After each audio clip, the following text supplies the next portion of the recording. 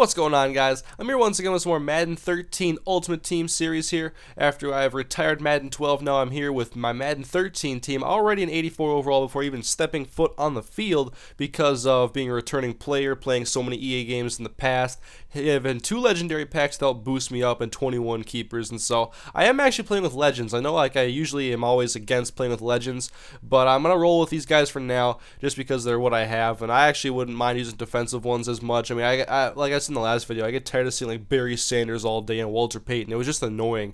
So anyway, we're gonna do this rookie challenge. Not rookie challenge. I mean, it's just like one of the offline challenges. I don't know why I said rookie challenge, but these are actually pretty cool additions to the series. They haven't been there in the past. Basically, what you do is you play these little games against. A lot of times they're 2-minute quarters, like this one is, and they're just short games against a computer that you use to work your way up. They're like tiered levels. Where like the first one in this series will be like really easy, and then as you progress, you'll get more coins for a victory, like difficulty will get higher and there'll be higher rewards. And so obviously starting off here, it's really easy. This is the Vince Lombardi card, like I don't know what to call it. I guess it's just a game against the Packers on 2-minute quarters, rookie difficulty, and so it's super easy. I know people don't want to see rookie difficulty all day, so I'm just showing a couple games this episode, and I want to get to some harder ones later where I can have some better rewards. But there's a lot of games to play because you have a preseason slate of games for every team in the game, so that's 4 for every team. Then you have the regular season for every team in the game at 16, so potentially there's going to be a ton of time to play these offline challenges and to finish them. So I can see there being a lot of longevity, like I've been talking about. One of the big important things for me in video games, any type of game, not just a sports game, any type of game that I play, is longevity. If I get a game, I want to play it for months. And in the case of Madden or NCAA, a sports game that I do regular series on, I want to play it for a full 12 months. So I'm in here, I'm getting just a taste of the game now. Ultimate Team for the first time. I have 2 special teams touchdowns already now. I opened the game with a Brandon Banks touchdown return, and then I get the Marcus Sherrill's punt return, and then just on rookie difficulty, all I wanted to do was air it out. I really wasn't going to run the ball with David Wilson. It would have been too easy, although passing is easy as well. What I wanted to do was just to mess with the total control passing, and it's so awesome when you can see a guy like Ben Watson there was going to run towards the middle of the field there, and I throw it to the open spot and he can run to it. So it's like they had part of that was available in the past. Like you could kind of lead guys in different directions, but it's much better this year because of the new passing trajectories. I don't remember how many there are,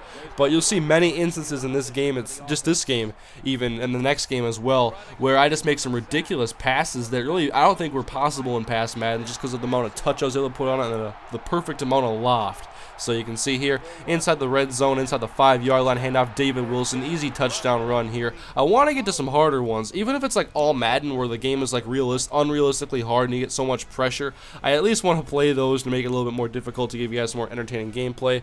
But I do want to get back to playing more head-to-head games. And if you haven't noticed yet, one of the things about Madden 13 Ultimate Team is that coins are really hard to come by. And if you notice, like packs are worth more money and collections only net you like 17,000, 22,000. I'm talking about the team collections, the ones that last year I think had like 15 cards, and this year they have 35. So we have double the amount of cards. Hey, we have like 10% of the coins that you would usually get, or maybe like 25% of the most. I don't know, but it's going to be a lot harder to come by, which is going to make the longevity once again better. It's going to take a longer time to be a 90+ overall team, depending on what you start out with, or if you're going to use real money to go buy packs, which I don't plan on it. I only bought 2 last year, and that was just to have some fun on the live stream, and I didn't really have any fun with it. But we're in this game now against the 49ers, and I started the Minnesota Vikings preseason schedule thing here, and I don't remember what the rewards were as I go to week 2, week 3, and week 4, but I'm playing against the backups, which is fitting because there's a preseason game, and so I'm playing against like Colin Kaepernick, the backup defense. But on offense, obviously they have a very deep core of receivers, so still guys like AJ Jenkins and Randy Moss, but once again just messing with the total control passing.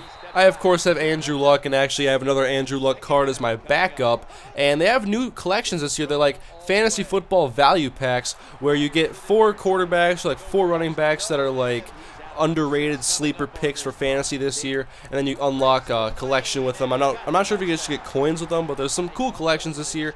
One of the things I don't like about Ultimate Team, though, is the fact that the collections still are going to take maybe even longer, actually, this year than past years, because when you have a card in your reserves, they're usually going to hold on to stuff that you're going to maybe add to collections or you just don't want to use yet, and you have to add those to your active cards before you can even add them to pending collection to add them to the actual collection. So it takes just as long as last year, and it will, if not, take longer. You can see this awesome pass I had here to Victor Cruz in the back of the end zone. Just some of the cool things you can do with the total control passing this year.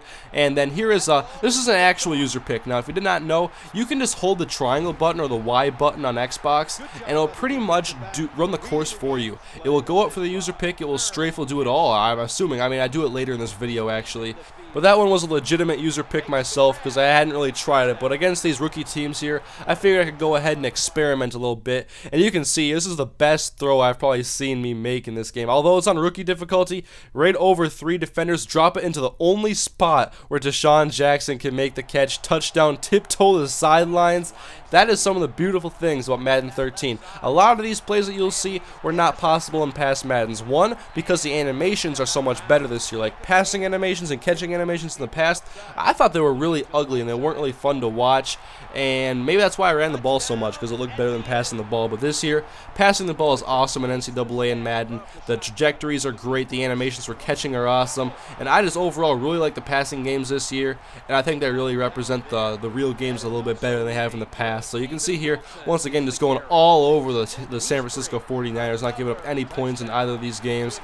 I scored another touchdown later in this game. I had another user pick with Antrell Roll, and so I get 50 coins, which is really nothing, but I have to do this challenge here to go up the ladder, so to speak, I guess, for the other challenges, and I'm going to try to go ahead and finish some of those preseason ones and probably the regular season ones for certain teams. I'll have to see what the rewards are, actually, if I get like a special Adrian Peterson card or what, if there's like a special card for every team. I actually didn't check, but you can see here I have some coins, one for winning a couple of these games and then for referring people to Ultimate Team, so I can go ahead and buy packs. I'm going to hold off right now because I'm thinking about what I want to do. What I should have been doing actually has been playing more of my backup, so I'm not wasting collections on all my starters, although I do have quite a few collection cards already because the reward packs I started out with. I think I have a good amount of contract cards right now. But anyways, guys, next up, I'll give you guys a head-to-head matchup. I haven't played one yet, but I'll get into one next episode, and also probably an offline challenge. We'll see what I have time for in the next video. But thank you guys for watching. Hope you guys enjoyed the video. Leave a like if you did, and I'll see you guys next time.